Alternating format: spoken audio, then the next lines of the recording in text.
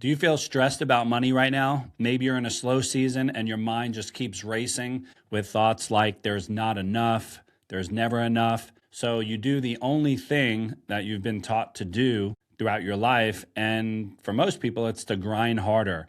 You push more. And after months of pushing and grinding, you're still stuck, still burnt out, and you're even more stressed. Somewhere along the way, the world installed its scarcity programming in your mind, and it's telling you there's not enough money, there's not enough opportunity, and that programming is what's driving you to hustle, even when the hustle is not working. But I've got some good news for you. There actually is a different way, a much easier way, and one that has nothing to do with working harder, and one that actually produces results. It's a simple 3-step framework straight out of the book of Romans. If we haven't met yet, my name is Eric Goldstein, and this is the Stewardship Code podcast, where we talk about money just like Jesus did in 1 out of every 10 verses in the Gospels. And I believe that God uses money as a tool to test our character and to see how much he can actually trust us.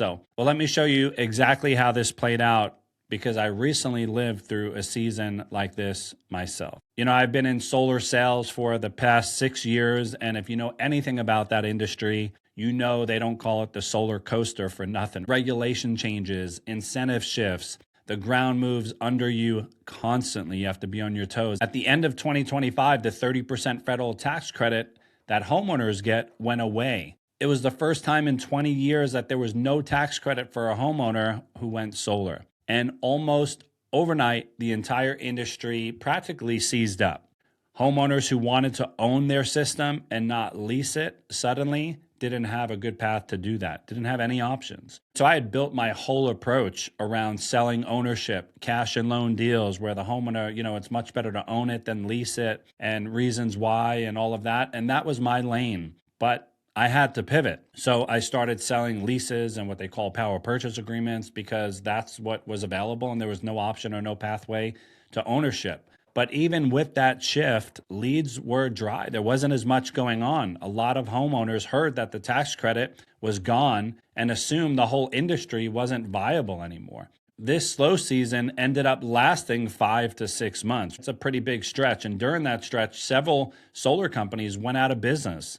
Even the second largest national installer went bankrupt, owing the field over $100 million. It was a challenging time, a turbulent time. And around March, a new pathway to ownership actually opened back up. But it's still the middle of winter, even though we don't get much of a winter here in San Diego. It's a little bit slower time normally for solar, so it didn't create any instant relief. And unfortunately, my income went down during that time, and my entire company's morale took a hit. Everybody was feeling it.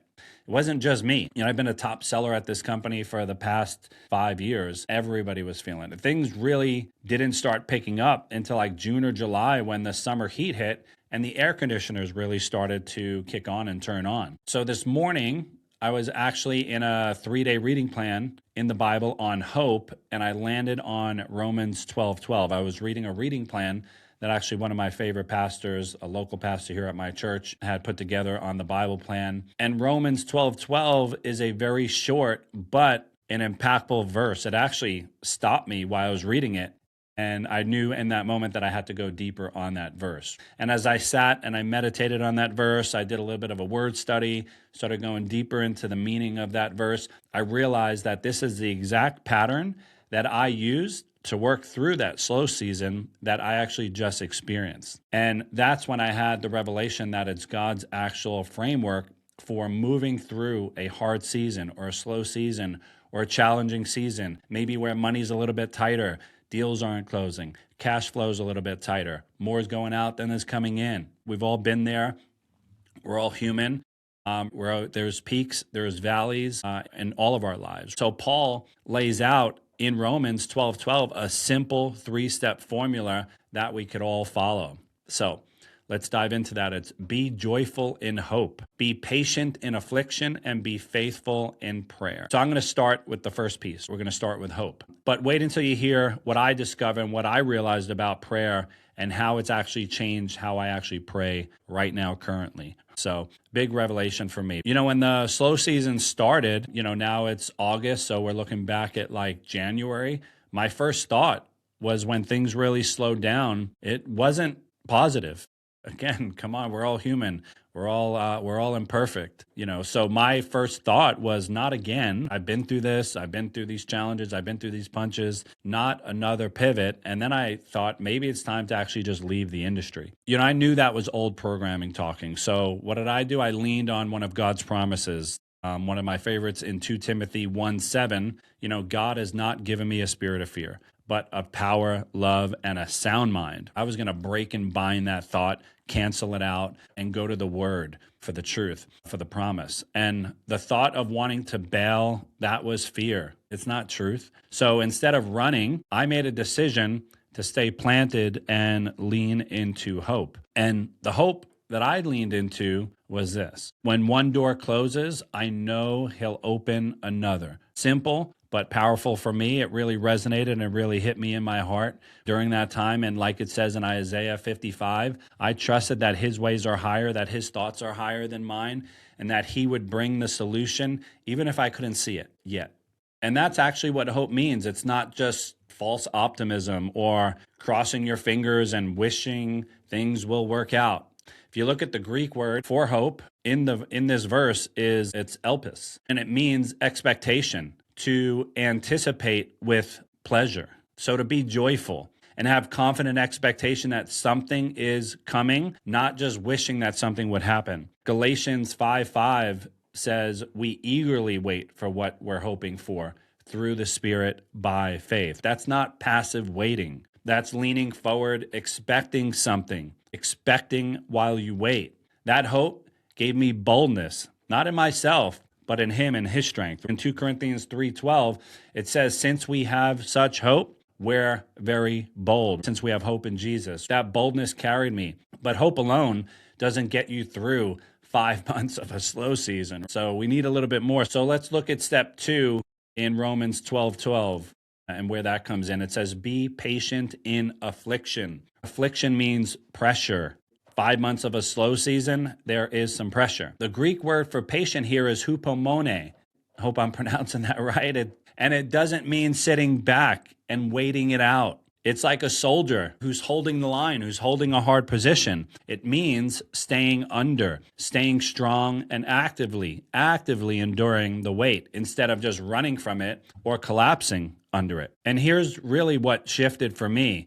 I stopped seeing that pressure as just something to survive and started seeing it as something God was actually using. God uses pressure. He wasn't just waiting for the season to end. He was actually working on me, in me during that season, working on my character, working on my patience, my trust. All of it was being shaped while the circumstances hadn't changed yet. It's like when you're lifting weights and you're at the gym, it's being under that weight that actually builds you up. If you just set that weight down, that pressure that comes from the weight does nothing to shape you. I remember during this season, I was on a walk, which is actually one of my favorite times to speak God's promises over myself, to pray, to worship out loud. And during that walk, I was on the phone with a good buddy of mine, a really good friend, Aaron, one of my teammates, and we were just building each other up. We were speaking hope and life over each other, over what was coming. Always good to have good brothers around you, good people around you,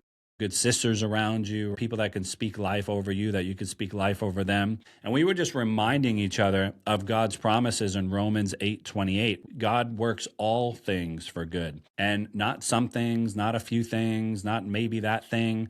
No, all things. And that this season that we were both in wasn't wasted, that he was using it to work on us, to prepare us for where he was taking us next. God is always doing that. That conversation wasn't just us pretending that everything was fine and having false optimism and, just blowing smoke. It was two guys in the same slow season choosing to stay under the weight together instead of setting it down. Big difference. So hope actually gave me something to stand on. Endurance is what kept me under the weight instead of actually just setting it down and putting it aside. Then there's step 3 that ties both of these together. So let's look at Romans 12:12, that third piece, that third step, be faithful in prayer. And for a long time, my prayers were pretty general. And, if I have to be honest, that sometimes they're pretty weak. God help me, God make a way. But during this season, I started to pray a little bit differently. I went looking for specific promises of God that applied to what I actually was facing, and I prayed those back to him. I prayed those out loud to him, speaking his word. Hebrews 6 says we have hope as an anchor for the soul, firm and secure because it's tied to something God actually said, his own promise, his own words, backed by his own character. And when you start to learn God's character, God cannot lie. He can't lie. And that's the way he set it up. So find a promise that applies to your situation in the word and speak it into your prayer. Speak it while you're praying. Speak it over yourself. Speak it over your situation. That's not wishful thinking. That's not fake optimism. That's speaking the word of God out loud, knowing that he said his word shall not come back void. That's an anchor. That's something you could hold on to. And in Hebrews 10, verse 23, it says, let us hold unswervingly to the hope that we profess because he who promised is faithful. Can I get an amen on that? Right? That word unswervingly is key. It means not letting go, even when the circumstances haven't caught up yet. Let me say that again. It means not letting go, even when the circumstances haven't caught up yet. So prayer stopped being vague for me, stopped being just this, lofty thing. It became very specific. And I started finding the promise or a promise and holding on to it unswervingly until I saw it come through. And that specific promise for me during that time that I kept going back to was Jeremiah 29:11. God has plans to prosper me, not to harm me, plans to give me hope and plans to give me a future. And I started praying that over myself. I started praying it out loud. More times that I can actually count during that season. I would go on walks every single day. It's nice and hilly over here. There's nobody around. We're kind of in the country area of San Diego. And I was just speaking that out loud, putting on worship music and just speaking Jeremiah over my season, over where I am, telling God I know he's going to change. I know he's going to shift it. And I'll tell you where that landed in a minute because it's actually part of my reality and what I'm actually living right now. So that's the framework. Be joyful in hope, be patient in affliction, and be faithful in prayer. Hope gave me something to stand on. Endurance kept me under the weight instead of setting it down and putting it aside. And prayer actually turned that hope into something specific, a promise that I could hold on to and that I could speak out loud. There's something powerful about just speaking the word of God out loud. Like when I'm reading my Bible, there's a lot of times where I'm just speaking it out loud, or I find a promise. If I go out on a prayer walk, worship walk, I'm speaking out loud. I'm declaring and just releasing the word the same way God has released the word. And then he did what he always does. He turned it around. Might have taken a little bit longer than I would have wanted, but I know that God is never early. He's never late. He is always on time. So right now, we're in the middle of summer. I'm sitting at number 4 out of thousands of reps in our company-wide Summer of Champions contest. It's a company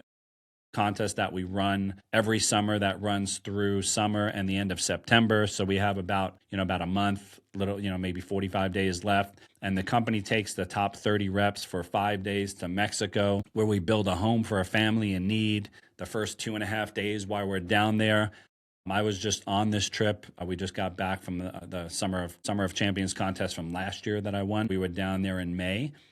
Just an amazing time to build a home for a family in need and to work with your team. And, we got down there and there was a concrete slab when we got there. And we had to put up this, it's a small, modest, 500 square foot little mini home. It's nothing luxurious, but it's their own private 4 walls with a door and windows that lock. And it's not always the safest of areas, but just to see the family's face and how grateful, it was just a super life-changing trip. And then after that, it's a work hard, play hard trip. The second half is play hard. They take us to a beautiful hotel, Michelin star restaurants, and just lots of good hanging out, lots of good fun, hanging out in the pool, just relaxing, going on excursions with lots of good friends that have put their hands to the plow and worked really hard. So 1 Corinthians 9:10 says the one who plows and threshes should be able to do so in hope of sharing in the harvest. Nothing wrong with that reward and wanting that reward and sharing in that harvest. Farmers don't plant seed for not any harvest. They look forward to that harvest and they partake in that harvest. And that's exactly what this is. So, 5 to 6 months ago, I was praying a promise over a season that didn't look the way I wanted it. And today I'm enjoying the harvest that came from staying faithful through that process. So here's the thing: hope, endurance, prayer, it's not a one-time fix. It's a pattern that you have to keep living out, especially when it comes to your money and your finances. And that's exactly what stewardship is. It's taking everything God's entrusted to you, your income, your time, your business, and actually managing it His way instead of the world's way. So if you're ready to go deeper, I run a 5-day live challenge called the Stewardship Challenge. I run that usually once a month. It's a live group coaching experience, really cool experience where we walk through mindsets, frameworks, and strategies on how to build wealth and pay off debt faster without working more hours, without making any more money. It's all about stewardship and shifting our mindset, because this entire world has us focusing on everything is ours, right? It's all about, own nothing, steward everything. So the link for that is in the description. And I just hope this message really landed. I hope it was impactful. I pray that it was impactful. I pray that you have a beautiful rest of your day, rest of your week, and I will see you on the next episode.